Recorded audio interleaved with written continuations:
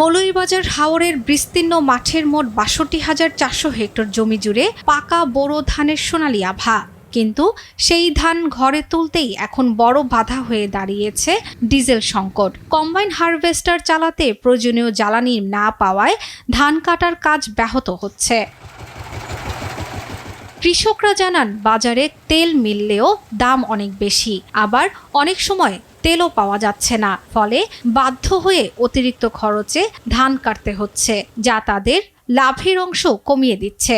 ধান খাটিয়া আমরা বাড়িতে নিয়ে তো ডিজেল লাগে মারা দেওয়া, তখন তো ডিজেল মিলে না, গেলে পাম্পও গেলে দেয় 4 লিটারের উপরে কোনো ডিজেল দেয় না। ধান ফান কেমনে খাটাইতাম, কেমনে হইতো কেমনে তুলতাম, ধান ডিজেলও দর বাড়তি। ধান পর্যাপ্ত ফাঁকিয়া বইতাছে বন্ধর মধ্যে, কিন্তু গাড়ি একটা, কিন্তু আমরা ওই তো সিরিয়াল ধরি, আজকে 3 দিন 4 দিন ধরে সিরিয়াল ধরি আমরা গাড়ি পাই, আমরা ধান কাটতাম, মানুষের অভাব। এদিকে হাওড় অঞ্চলে বোরো ধান দ্রুত কাটার বিকল্প নেই, কারণ হঠাৎ অকাল বন্যা বা ঝড় এলে কয়েক ঘন্টার মধ্যেই তলিয়ে যেতে পারে পুরো ফসল। এমন ঝুঁকির মধ্যে তেলের সংকট কৃষকদের উদ্বেগ আরো বাড়িয়ে দিচ্ছে। পাম্প গেলে তারা 200 টাকার বেশি আমরা তেল দেয় না। 200 টাকার তেল দিলে আমরা সারাদিনে 2 টিপ মারতাম পারি। আমরা প্রতিদিন মেশিন চালাইতে লাগে 150 লিটার তেল, এখন পাই মাত্র আমরা 70-80 লিটার। এখন আমরা পর্যাপ্ত পরিমাণ তেল পাইলাম না। ডিজেল সংকট নিরসনে প্রশাসনের সঙ্গে আলোচনা চলছে বলে জানান জেলা কৃষি কর্মকর্তা।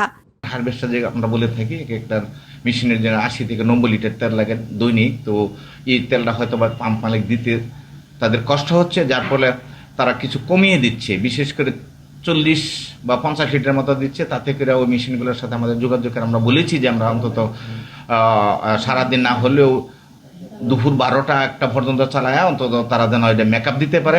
হাওড় অঞ্চলে জরুরি ভিত্তিতে ভর্তুকি মূল্যে ডিজেল সরবরাহ নিশ্চিত করলে কৃষকরা সময় মতো ধান ঘরে তুলতে পারবেন এবং সম্ভাব্য ক্ষতি থেকে রক্ষা পাবেন বলে জানান সংশ্লিষ্টরা।